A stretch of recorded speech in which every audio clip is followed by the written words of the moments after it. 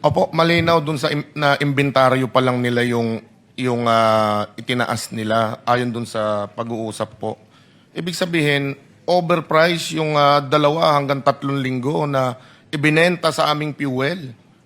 I-refund nila yung 100 to 120% na itinaas dito kung inventaryo pa yung ibinebenta. 2 weeks pa lang, and considering na meron pa kayong 46 days and 53 days for diesel and gasoline respectively, kumulekta na ng 3 billion, kumita na ng 3 billion pesos per day, which was bankrolled by the people themselves.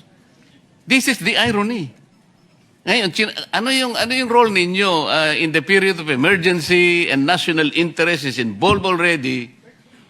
Ba't ang pinag-uusapan pa natin replacement cost na kagad? Ito muna ang sagutin ninyo. Is it reasonable? Is this reasonable? In 2 weeks' time?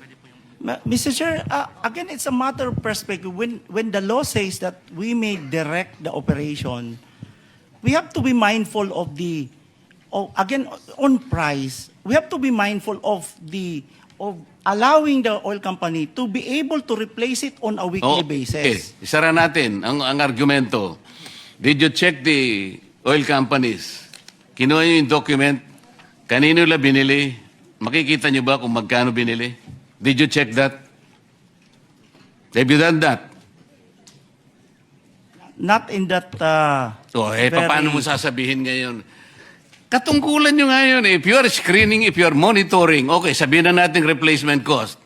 Ali kayo mga kaibigan. Pwede nyo bandalin yung inyong mga ICPO. Tingnan natin kung saan nyo binili. Binili natin kay ganito. Ito po yung presyo. Ganito. At least chinek natin. Now I am asking you, nag-check, sabi nyo hindi. So ano yung monitoring? This is the frustration, Mr. Chair.